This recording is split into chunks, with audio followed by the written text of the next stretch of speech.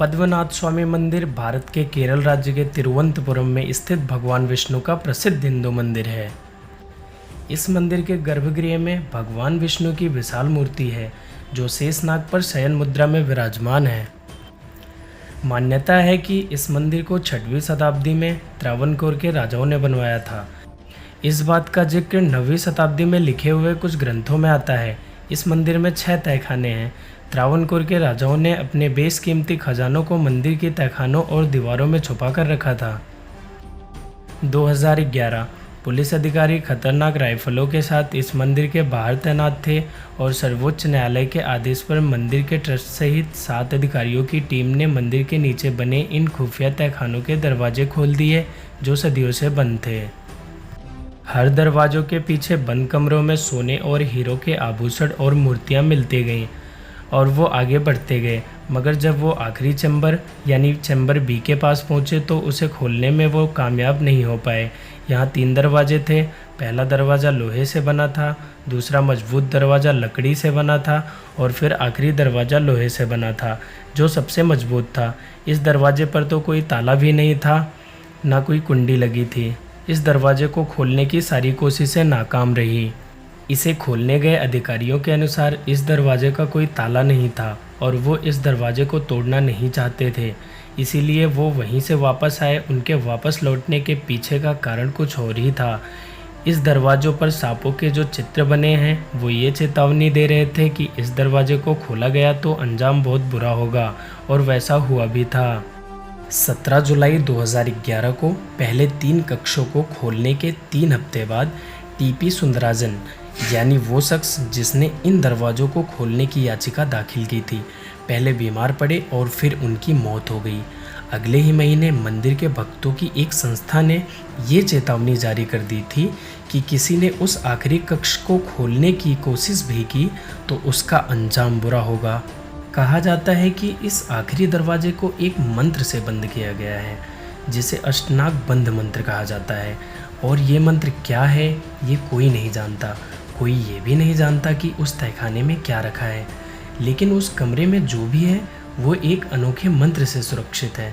कहा जाता है कि अगर कोई भी उस कमरे में जाने की कोशिश करता है तो उसके साथ कुछ बुरा ज़रूर होता है और उसकी जान भी जा सकती है, और ऐसा कुछ लोगों के साथ हुआ भी। इसीलिए उस तहखाने को खोलने का निर्णय सुप्रीम कोर्ट को बदलना पड़ा। पहले 5 तहखानों में मिले खजाने की कुल कीमत थी करीब 2 लाख करोड़ रुपए।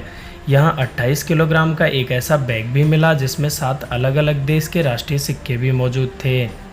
इसके बाद केरल हाई कोर्ट के 2 पूर्व जजों समेत 8 लोगों का पैनल बनाया गया जिसमें मंदिर के तहखाने से मिले खजाने की गिनती की, जिसमें 3 साल का समय लगा था। कहा जाता है कि ज़मीन के अंदर में जो धन होता है उस पर सर्पों का आधिपत्य होता है, इसीलिए मंत्रोच्चारण करके 2018 में फिर से उस दरवाजे को खोलने की कोशिशें शुरू हुई थीं। वैदिक साधना करने वाले कई साधुओं ने इसे खोलने की कोशिश की थी, लेकिन इसे कोई खोल नहीं सका। तो उसके बाद ये दावा किया गया कि अगर कोई तपस्वी जो भगवान विष्णु का परम भक्त होगा वो इस दरवाजे के पास गरुड़ मंत्र पढ़ेगा तो दरवाज़ा खुल सकता है। 26 दिसंबर 2004 को केरल, तमिलनाडु और अंडमान निकोबार समेत कई इलाके समंदर की चपेट में आए थे, लेकिन तिरुवनंतपुरम के पद्मनाभ स्वामी मंदिर को समंदर की लहरें छू भी नहीं पाई थीं, और वो भी तब जब ये शहर समंदर के किनारे पर स्थित है और समंदर से मंदिर की दूरी महज 3 किलोमीटर है। त्रावणकोर राज परिवार की माने तो इस दरवाजे को खोलते ही प्रलय आ सकता है, इसीलिए इस परिवार सहित इस शहर के लोग भी उस तहखाने को खोलने के विरोध में हैं। ये भी कहा जाता है कि इस तहखाने के अंदर बेहद खतरनाक हथियार रखे हुए हैं। महाभारत जैसे धर्म ग्रंथ में भी इस बात की चर्चा है कि देवताओं के पास भी एक से एक विनाशकारी प्राचीन हथियार हुआ करते थे। महाभारत में ऐसे युद्ध की चर्चा है जो आज के साइंस फिक्शन फिल्मों में दिखाई देती है। उसमें ऐसे ऐसे हथियारों के इस्तेमाल की बात कही गई है जिनके बारे में सुना तक नहीं गया था। एक ब्रह्मास्त्र अकेला पूरे ब्रह्मांड को ख़त्म करने की शक्ति रखता था। ऐसे हथियारों को नष्ट नहीं किया जा सकता था, इसीलिए ऐसा कहा जाता है कि इंसानियत की भलाई के लिए उन हथियारों को ऐसे ही मंदिरों में छुपा दिया गया था। तो क्या ऐसा हो सकता है कि इस मंदिर के चैम्बर बी के अंदर वो हथियार रखे हों जिनकी चर्चा महाभारत जैसे धर्म ग्रंथों में की गई है?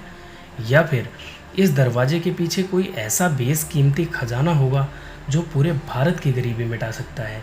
इस हकीकत से पर्दा तभी उठेगा जब ये दरवाज़ा खुलेगा। आपको क्या लगता है, ये दरवाज़ा खोलना चाहिए या नहीं? अपनी राय कमेंट बॉक्स में ज़रूर बताएं। जय हिंद।